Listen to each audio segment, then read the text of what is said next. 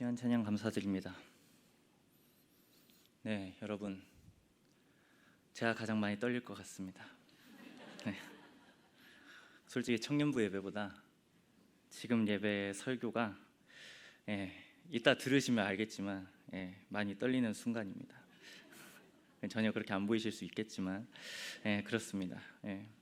오늘 저희들이 함께 읽은 에스겔서 36장 22절부터 38절의 말씀을 통해 나의 거룩한 이름을 위함이라는 제목으로 성령께서 오늘 우리에게 오신 것을 기념하는 성령 강림 주일의 말씀으로 듣고자 합니다. 오늘 저희들이 광고에서 보았던 것처럼 지난 7번의 부활절과 그리고 기쁨의 50일의 절기가 오늘로서 끝이 나게 되었습니다. 예수님께서 요한복음 14장에서 약속해 주신 것처럼 사도행전 2장 또 1장에 기록된 것처럼 성령께서 제자들에게 그리고 사람들에게 오셨습니다.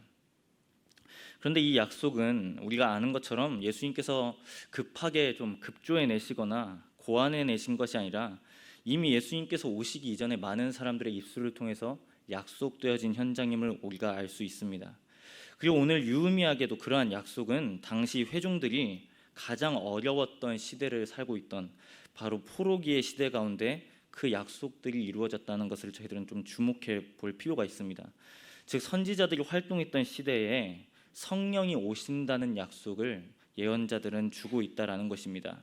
이런 의미에서 오늘 저희들이 함께 살펴본 그 선지자의 이야기인 에스겔 역시 이러한 약속, 그러니까 하나님의 영이 임하신다라는 약속을 선포했던 사람 중 하나였습니다. 우리가 또 다른 선지자인 이사야 선지자는 유다 백성을 포함한 모든 민족이 하나님께 돌아오겠다는 그리고 하나님의 구원과 계획과 열심이 있음을 이사야를 통해서 알려주시지만 오히려 에스겔 선지자는 철저히 남유다 백성에게만 그 약속을 선언하고 계시는 것을 우리는 볼 수 있습니다. 그래서 이 사람은, 그러니까 에스겔이라는 인물은 남유다 백성들을 향해서 그리고 남유다와 관련된 이방 나라들에 대해서만 언급하고 있습니다. 48장 내내 그렇게 볼 수 있다는 것입니다. 다른 모든 선지자가 그러하듯 우리가 선지서를 읽다 보면 늘 하나님의 심판이 주를 이루고 끝에 가서는 회복을 말씀하시는 것을 저희들이 볼 수 있습니다.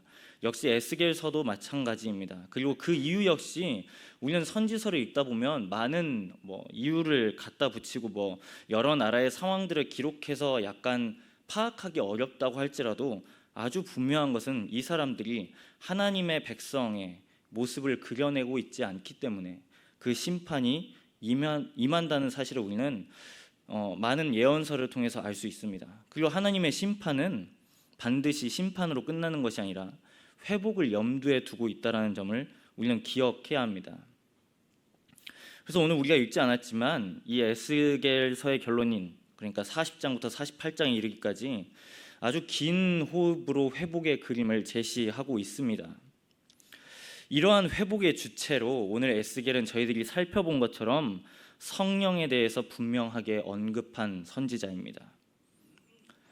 구약에서 이 영이라는 단어는, 그러니까 성령이라고 쉽게 표현하자면, 또 이 단어에는 바람이나 마음이라는 단어의 의미가 있습니다. 뜻을 내포하고 있는데 구약 성경 가운데서 유독 이 에스겔이라는 인물이 이 영이라는 단어를 자주 사용하고 있습니다. 당연히 자주 사용하고 있기 때문에 우리는 이 에스겔이라는 인물을 통해서 하나님께서 성령을 보내시겠다는 약속이 강조되고 있음을 알 수 있습니다. 그러니까 이러한 반복을 통해 남유다가 회복할 수 있는 그 근거는 유다 백성이 잘 지켜서가 아니라 하나님의 영이 임하셔야 회복할 수 있다는 것을 분명히 알려주고 계십니다. 이는 그만큼 반대로 유다 백성들이 하나님의 약속에 그렇게 신실하게 응답하지 못했음을 반증한 것입니다. 그래서 하나님께서는 그들이 완전하게 변화되기 위해서 그들의 행위를 바꾸신 것이 아니라 그들의 마음 가운데 하나님의 영을 주신다라고 약속하십니다. 이게 약간 오늘 설교에 상당히 좀 우리가 유의미하게 주목해 볼 부분입니다. 다시 한번 반복해 보자면 성령께서 유다 백성들의 마음에 임하시는 것이 곧 회복의 시작, 출발점이다라는 것입니다. 하지만 오늘 우리는 이 좀 작은 부분에서 시작했지만 조금 더 큰 틀로 확장해서 생각해 보면 22절부터 우리가 오늘 본문을 읽기 시작했는데 22절부터 이 회복의 변화가 더욱 더 큰 틀에서 이루어지고 있음을 알 수 있습니다. 22절의 말씀입니다. 그러므로 너는 이스라엘 족속에게 이르기를 주 여호와께서 이같이 말씀하시기를 이스라엘 족속아 내가 이렇게 행함은 너희를 위함이 아니요 너희가 들어간 그 여러 나라에서 더럽힌 나의 거룩한 이름을 위함이라고 말씀하십니다. 그러니까 유다 백성을 회복하시는 이유는 유다 백성만을 깨끗하게 하신 것이 아니라 결국 하나님의 이름을 거룩하게 하시기 위함입니다.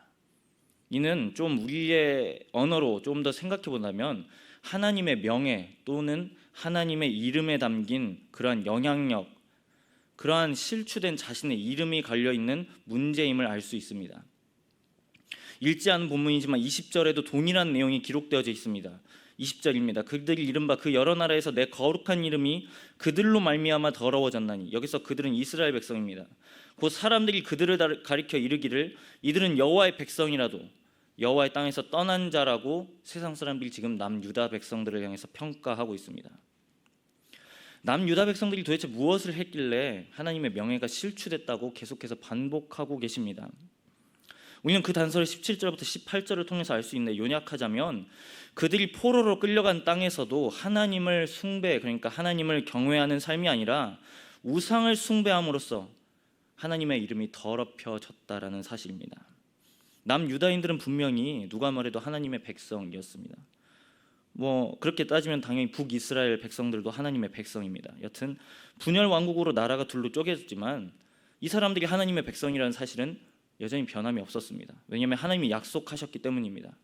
하지만 분명한 건 그들이 백성으로 부르심을 받았다고 해서 자연스럽게 백성다운 삶을 살았던 것은 아니다라는 것입니다. 하나님의 부르심이 있었지만 하나님의 부르심에 응답해야 되는 그러한 백성들의 삶이 뒤따랐어야 했지만 그 응답하는 삶이 철저히 실패했다라는 점입니다. 그래서 그들이 했던 수많은 행동들을 통해서 결국 하나님의 이름은 거룩해지신 것이 아니라 하나님의 이름이 먹칠을 당하는 꼴이 되었습니다. 에스겔의 입술을 통해서 남유다를 책망하시는 내용이 바로 오늘 부분입니다. 처음부터 끝까지 이들이 보여준 이러한 모습은 어떻게 보면 출애굽기에 기록된 10계명, 1계명부터 3계명까지의 계명을 어기는 셈입니다. 하나님 외에 다른 신을 두었고 하나님을 위한 것이 아닌 자신들을 위한 우상을 두고 하나님의 이름을 망령되게 만들어 버렸습니다. 위에 세 가지 계명이 정확하게 맞물려서 오늘날에 전부 적용되진 않지만 우리는 우리의 작금의 현실을 잘 볼 수 있습니다. 교회를 바라보는 세상의 시선은 가혹할 만큼 차갑다는 것을 그 누구나 부인할 수 없습니다. 그런데 우리가 이걸 좀 더 깊게 생각해 보면 한편으로 예수님 시대에도 마땅히 그리고 첫 번째 교회 역시 세상에서 그렇게 환영받는 존재들은 아니었다라는 사실입니다. 그러니까 어떻게 보면 이런 냉혹한 반응은 자연스러운 것이라고 할지도 모르겠습니다. 그런데 조금 더 우리가 이 지점을 지날 때 생각해 볼 수 있는 부분은 가장 우리 공동체 가운데서, 그러니까 한국교회 전체를 놓고 봤을 때 가장 우리가 여전히 우리에게도 난제인 부분은 우리 스스로가 그 자정작용을 잃어버렸다는 점입니다. 더러운 걸 알면서도 더러운 일을 행합니다. 이로 인해 하나님의 명예가 분명히 실추될 게 뻔합니다. 하지만 하나님의 명예나 하나님의 이름보다는 지금 당장 우리의 눈앞에 보이는 유익이나 우리의 만족이 더욱더 크게 느껴진다는 것입니다. 그래서 그 크게 느껴지는 것들을 기꺼이 선택하는 것이죠. 하나님의 거룩하심이 땅에 떨어진 이 시대 가운데 여러분 어떻게 보면 교회가 가장 관심을 갖고 회복해야 하고 그 열망해야 하는 건 거룩성을 회복하는 것이다라는 것이죠. 하지만 거룩성보다는 한국교회 전체를 전부 적용할 수는 없지만 세상 사람들의 소리를 통해서 우리는 알 수 있습니다. 거룩성보다는 교회의 이름을 내는 것에 바쁘지 않습니까? 신문에 대석특필 내야 교회의 영향력이 생기고 교회 안에서도 내가 맡고 있는 사역이 조금 더 공동체 안에서 영향력 있기를 소망하지 않습니까? 하나님의 거룩하심이 내 삶에 채워지기보다는 어떻게 보면 그 안에 있는 사람의 수를 확보하는 것에 더 집중하고 있는 것은 아닙니까? 교회 안에서 뭔가 큰 사역을 하면 내 자신이 대단한 것 같고, 되게 누군가가 주목하지 않으면 되게 영향력 없는 것 같은, 우리는 곧잘 그렇게 해석하지 않습니까? 여러분, 근데 물어보겠습니다. 도대체 그러면 하나님의 이름은 어디에 계십니까? 제가 앞에서 이제 도입부에서 마음이 어려웠던 이유가 바로 이거였습니다. 저는 이 설교를 준비하면서 이제 저녁 예배면 되게 한 주간 힘차게 살아야 되니까 힘을 주는 메시지, 네, 그런 메시지를 전하면 좋겠지만 참 이 말씀을 읽다 보면서 되게 마음이 좋지 않았습니다. 어쩌다가 우리는 이런 지경에까지 이르렀을까라는 생각을 해봅니다. 목회자나 성도나 할 것 없이 하나님의 이름이 회복되기를 소망하기보다는 세상에서 고스란히 적용되는 성공이라는 공식을 여기 안에 들여놓고 있는 것이죠. 그리고 그 현실이 지금 우리의 눈앞에 있습니다. 그걸 부인할 수는 없을 겁니다. 작금의 교회 현실이 딱 사사기의 시대라고들 말합니다. 정말 그렇습니다. 백성들이나 지도자나 성도나 목회자나 할 것 없이 하나님 앞에서 거룩성을 잃어버렸습니다. 그리고 그 거룩성을 회복하고자 하는 열망마저도 희미해져 버린 지 오래입니다. 자기의 소견에 옳은 것만 관심을 갖습니다. 만약에 그게 하나님의 이름과 만약에 조금이라도 연관성이 있으면 하나님의 이름을 조금 회복하려는 그런 약간 태도가 있을 수도 있겠습니다. 더 나아가서 우리 안을 살펴보면 우리는 얼마나 이 하나님의 명예와, 그러니까 하나님의 이름과 하나님의 명예는 같은 워딩으로 쓸 수 있기 때문에 이 하나님의 이름과 하나님의 명예를 내 안의 욕심과 같다고 치부해 버리지는 않나요? 그러니까 소위 주목받는 교회들 보고 있으면 그렇지 못한 우리의 현실이 배가 아픕니다. 뭔가 부족한 부분이 많이 느껴지고 그렇습니다. 반대로 사역이 크고 화려하고 또 주목받으면 그것에 비교해서 하나님의 이름이 커진다고 생각합니다. 드높아진다고. 그런데 여러분, 정말 이 질문에 솔직하게 대답해 보시기 바랍니다. 우리가 사역하면 하나님의 이름이 저절로 드높아지는 건가요?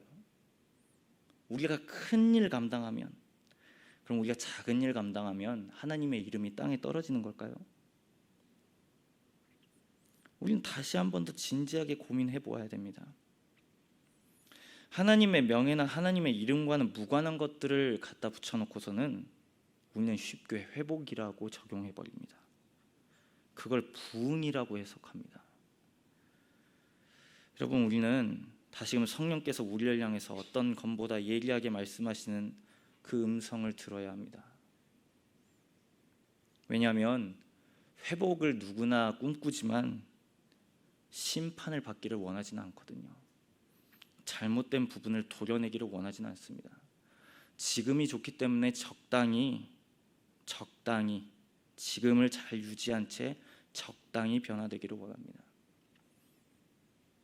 그런데 하나님은 너무나 반대로 우리에게 다가오시지 않나요? 지금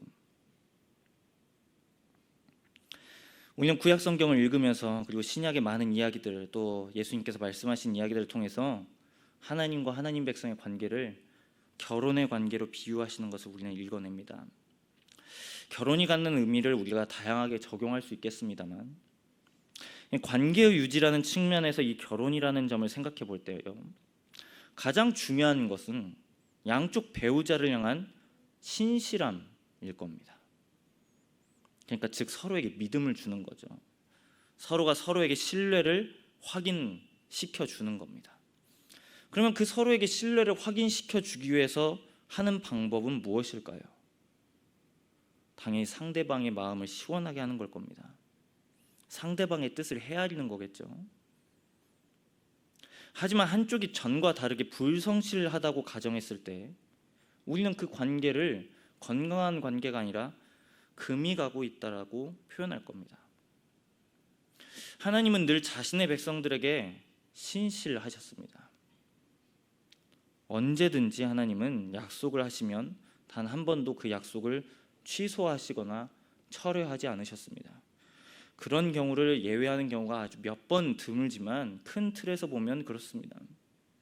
결국 그것도 하나님이 사람을 살리시고자 철회하시는 약속 중에 하나입니다. 즉 그러니까 하나님의 관심은 백성들을 살리시는 것이었습니다.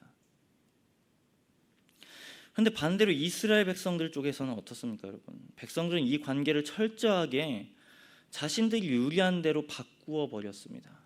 그 관계를 깨버렸고 그 관계가 그렇게 그 사람들에게는 중요하지 않았습니다. 그렇다고 한다면 우리는 분명히 쉽게 적용할 겁니다. 이 혼인의 관계를 다시 새롭게 하기 위해서는 전보다는 당연히 신실한 태도를, 신실한 행동을 하는 게 마땅한 적용일 겁니다. 그런데 오늘 지금 유다인들의 상황은 전혀 그런 상황이 아닙니다. 아무리 행위를 바르게 한다고 해도, 아무리 많은 제사를 드려도 이들은 이미 그 자체로 하나님을 기쁘시게 하지 못했습니다. 그 이유가 바로 무엇이었냐면 그들의 마음 안에 있었습니다. 하나님을 사랑하지 않는 마음. 아무리 계명을 통해서 신실함을 지킨다고 한들 그들의 마음은 온전히 신랑 되신 하나님을 사랑한 게 아니었습니다. 그래서 이들은 하나님을 섬기기도 하고 가나안에 있는 바알과 아세라를 섬기기도 하고 몰렉을 섬기기도 하고 여기가 좋으면 여기가 좋다고 쫓아가고 저기가 좋으면 저기가 좋다고 쫓아가고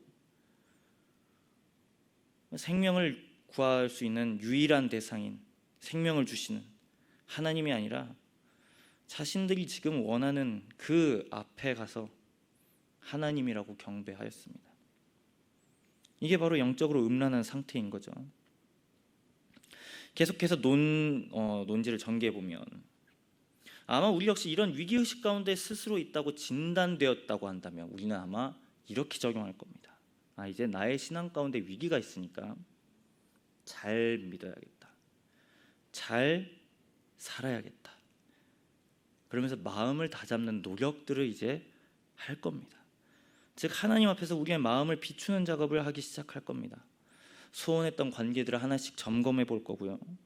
다시 하나하나 좀 말씀을 좀 깊게 생각해 보려는 태도가 있을 겁니다. 그러면서 하나님의 말씀을 전보다는 가까이 할 수도 있고요. 또 기도의 자리를 찾아서 하나님의 뜻이 무엇인지 물을 겁니다.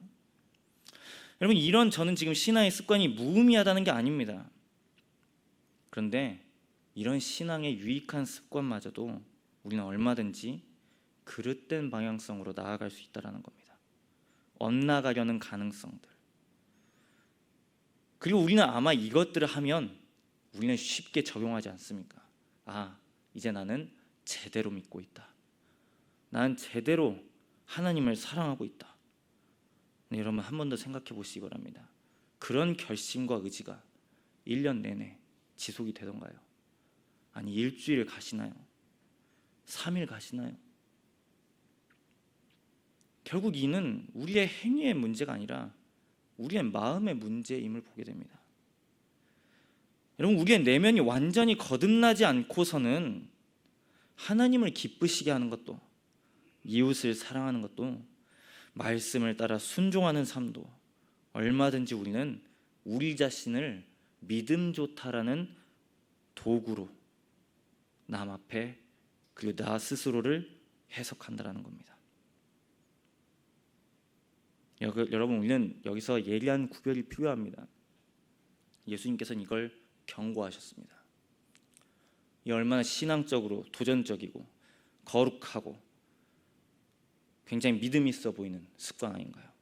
근데 예수님께서 딱 싫어하셨던 지점이 바로 이거였습니다. 종교 생활하지 말아라. 여러분, 우리의 마음은 결심과 결단이 있다고 해도 앞에서 논의했던 것처럼 얼마든지 우리는 그 결심과 결단을 나의 해석에 맞게 바꾸어 버립니다. 좀 낯선 주제의 책인데요, 아마 이 책이 우리에게는 좀 생소할 것 같습니다. 그 책의 제목은 바로 확신의 죄라는 책입니다. 확신의 죄요. 여러분, 우리가 이 보통 확신을 적용할 때 언제 이걸 생각하나요? 믿음과 관련해서 확신을 적용하지 않습니까? 좀 믿음을 강하게 하거나 좀 잘 믿기 위해서 우리가 확신이라는 워딩을 사용하지 않나요? 스스로도 우리가 확신을 사용하고 확신을 가지려고 또 애를 쓰지 않습니까? 확신에 거하고 확신 위에 서고 확신하는 게 즉 믿어라는 도전과 같은 뉘앙스로 우리가 받아들여집니다. 그래서 이런 말이 우리 안에 있으면 우리가 들을 때 우리는 이렇게 결단합니다. 진짜 지금 내 앞에 있는 성경의 이러한 진리가 다 이해되지는 않더라도, 그리고 안 믿어지더라도 이를 악물고 믿어보려고 합니다. 확신에 거하려고 아멘도 해봅니다. 그만큼 우리에게 확신이라는 것은 뗄래야 뗄 수 없는 상당히 친근한 주제입니다. 그런데 저자는 이 책을 통해서 확신을 죄라고 정의합니다. 죄요. 확신이 죄라고 말합니다. 상당히 우리에게 낯선 주제죠. 기독교인들에게는 확실히 더 그럴 겁니다. 그것을 왜 그렇게 설명하는지 이렇게 설명합니다. 우리가 그동안 믿음을 인칭 단어, 그러니까 인격을 담는 언어가 아니라 비인칭 단어로 해석해 버린다고 합니다. 믿음을 인칭, 그러니까 인격을 담아내는 언어가 아니라 비인칭 단어로 그저 문자로, 그저 지식으로, 깨달음으로 오해하고 있다라는 겁니다. 만약 이런 거죠. 구원에 이러한 부분들이 있으면 그 지식을 알고 있으면 나는 잘 믿는 거다입니다. 구원과 관련된 지식이 있습니다. 이걸 우리가 적용해 보면 그럴 수 있습니다. 예수 그리스도를 믿으면 구원을 받는다. 이것도 구원에 관한 지식이죠. 그냥 이걸 알면 우리가 믿음이 좋다라고 쉽게 적용해 버립니다. 나는 잘 될 거라고 쉽게 적용합니다. 골자 생각하죠. 그런데 이 책은 그렇게 말하지 않는 것이 아니라 신앙이라는, 그러니까 믿음이라는 것은 결국 우리가 신뢰하는 대상이라기보다는 우리가 믿는 신념의 내용으로 오해했다는 겁니다. 그러니까 신념을 믿는다는 거죠. 신념을. 여러분, 믿음과 신념의 관계가 뭡니까 대체? 믿음이 우리의 신념인가요? 우리가 세게 믿으면 믿음인가요?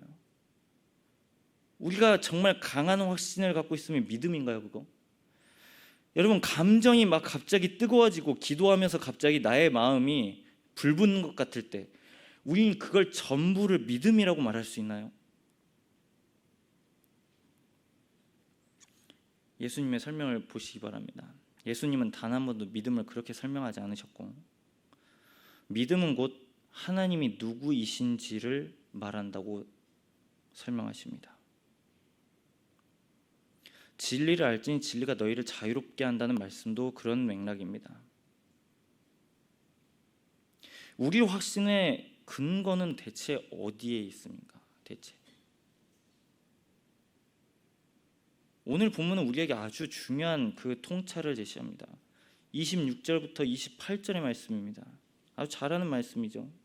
또 새 영을 너희 속에 두고 새 마음을 너희에게 주되 너희 육신에서 굳은 마음을 제거하고 부드러운 마음을 줄 것이며 또 내 영을 너희 속에 두어 너희로 내 율례를 행하게 하리니 너희가 내 규례를 지켜 행할지라.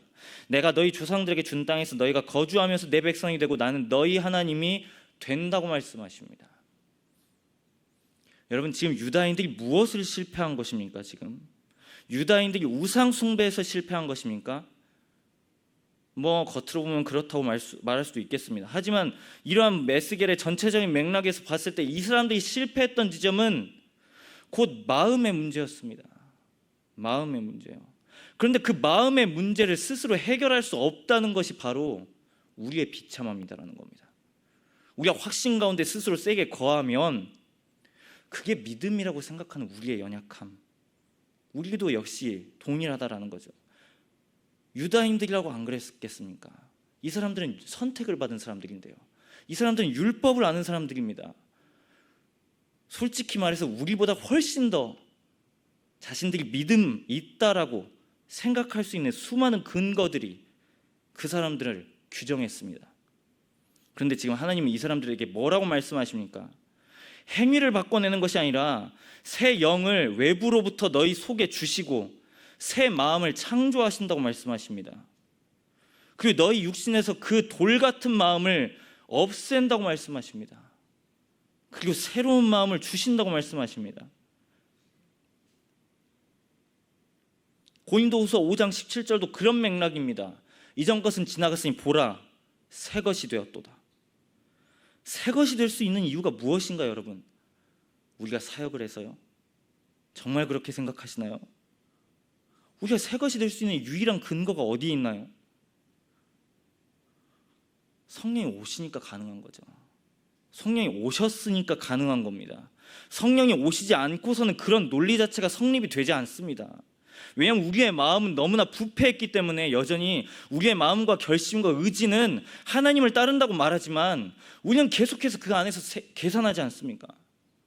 하나님의 이름을 위한다고 말하지만, 거룩한 이름을 회복한다고 말하지만, 정말 내 삶에서 단 한 번이라도 하나님의 거룩한 이름이 진정으로 회복되기를 원하시는 것보다는 우리는 우리 안에 있는 많은 욕심들이 자리 잡혀 있지 않습니까?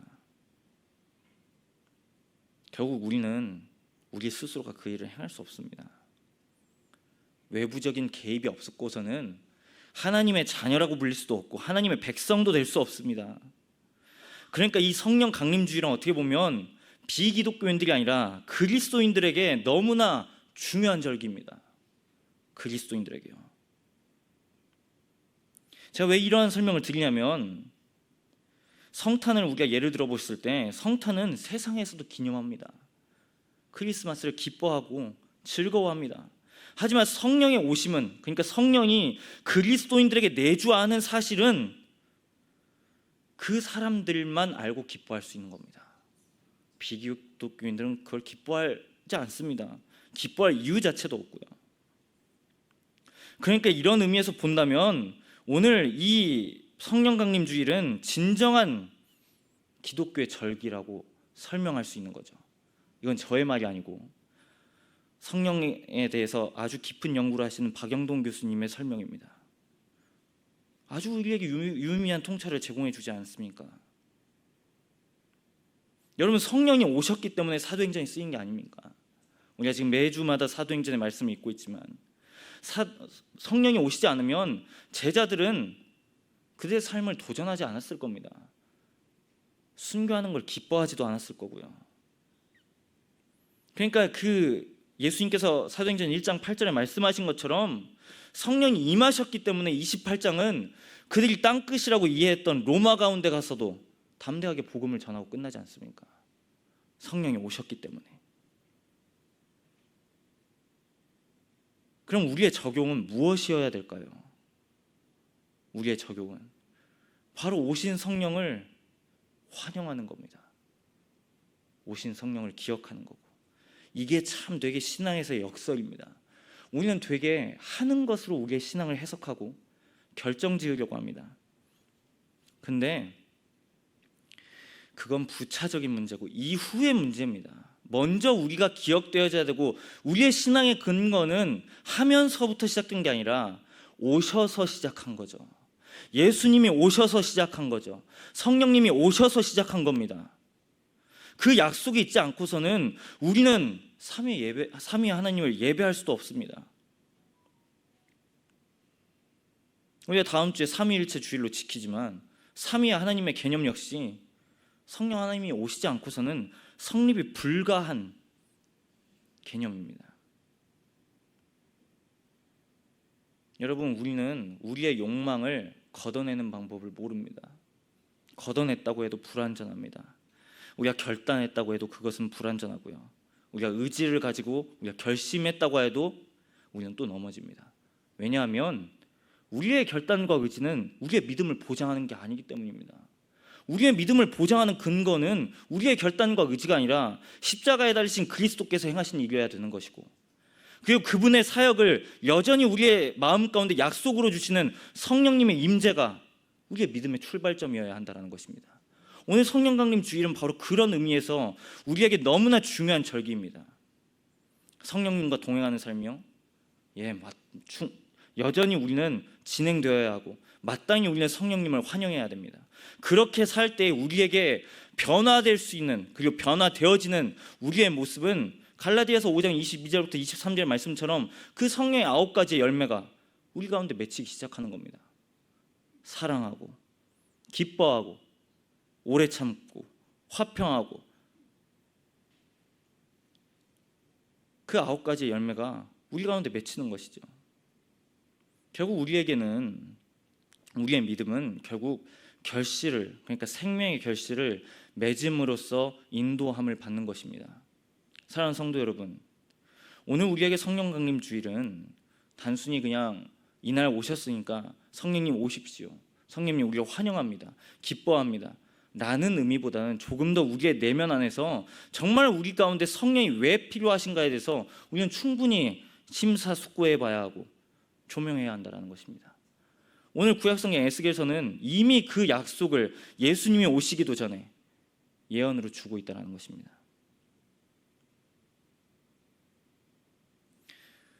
말씀을 마무리하고자 합니다. 이제 기쁨의 50일 뒤로 지나고 이제 아주 긴 절기로, 우리는 딱히 큰 절기 없이 이제 대림절 이전까지는 큰 절기 없이 아마 이제 보통의 절기를 지낼 겁니다. 상당히 이렇게 긴 절기로 가져가는 이유 중에 하나는 바로 성령과 동행하기 위해서입니다. 성령이 우리 가운데 내주하는 그 기쁨, 그러니까 그 기쁨은 우리 안에서 우리가 만들어낼 수 있는 것도 아니고요, 우리가 감정이 올라와서 성령이 오셨다라고 해석될 수도 없습니다. 그리고 여러분 분명히 기억하시기 바랍니다. 성령님은 성경에 증언하신 대로 예수 그리스도의 영입니다. 성령을 받았다면 예수 그리스도를 사랑하는 게 마땅한 겁니다. 그리고 그 성령님께서는 어떤 개인이나 어떤 특정하고 신령한 장소 가운데 임하신 게 아니라 모든 사람에게 예수를 그리스도로, 예수를 구주로 고백하는 모든 사람에게 동일하게 주셨음을 우리는 기억해야 합니다. 여러분, 그러니까 여전히 우리를 유혹하고 미혹하고 이것이 성령의 역사다, 이것이 성령님이 일하시는 반증이다 라고 했을 때 분명히 여러분 그 하는 사람의 삶을 살펴보시기 바랍니다. 정말 예수 그리스도를 사랑하고 있고 그 삶에서 이웃을 사랑하고 있는지, 만약에 그렇지 않다면 죄송하지만 여러분이 하는 것처럼 거짓 선지자일 가능성이 매우 높습니다. 여러분, 우리에게 인격적으로 만나주시기 위해서 성령께서 오셨다는 말씀을 들었습니다. 우리가 이 주일을 마무리하면서 한 주간 지날 때 우리의 결단과 의지가 성령께 묶여 있기를 간절히 소망합니다. 나의 의지와 나의 확신에 거하는 것이 아니라 성령께서 행하신 일이 우리 마음 가운데 계속해서 기억나져서 내가 하나님의 자녀로구나, 내가 여전히 연약하지만 하나님의 인치심은 나의 연약함보다 더욱 높으시다는 사실을 우리가 우리의 마음으로 진정으로 깊이 고백하는 이번 한 주가 되기를 우리 주님의 이름으로 부탁드립니다. 다 함께 기도드리겠습니다. 사랑과 은혜가 풍성하신 아버지 하나님, 오늘 우리에게 주신 에스겔 36장 22절부터 38절까지의 말씀을 통해 하나님의 거룩하신 이름이 땅에 떨어진 그 상황 가운데서 하나님은 포기하지 아니하시고 하나님도 거룩한 이름을 회복하시고 그 백성도 삶을 새롭게 하신 것처럼 지금 이 시대가 성령이 너무나 필요한 시대임을 우리가 절감합니다. 우리 스스로 그렇게 살 수 없습니다. 우리의 결단과 의지가 우리의 믿음을 불러일으키지 않습니다. 사랑하는 주님, 우리가 연약하기 때문에 아들을 보내시고 아들을 보내시는 것을 넘어서 이제 우리 안에 계셔서 그 아들께서 행하신 일을 우리에게 약속으로 확정하시는 주님, 우리가 연약한 순간을 지날 때마다 그리스도께서 우리를 위해서 어떤 일을 감당하셨고 행하셨는지 성령님 우리에게 약속으로 다시금 기억나게 하여 주옵소서. 그래서 우리가 이 땅을 살아가면서 우리가 세상의 자녀가 아니라 아버지 하나님, 우리가 어둠의 자녀가 아니라 하나님의 자녀인 것을 우리가 우리 스스로 증언하기 이전에 성령께서 증언하셨다는 사실에 우리가 감탄하게 하시고 감복하게 하셔서 우리의 삶이 늘 성령과 동행하는 삶이 되도록 주님 저희를 인도하여 주옵소서. 그렇게 행하실 주님의 이름을 찬양드리며 이 모든 것 우리 주 예수 그리스도의 이름으로 기도드립니다. 아멘.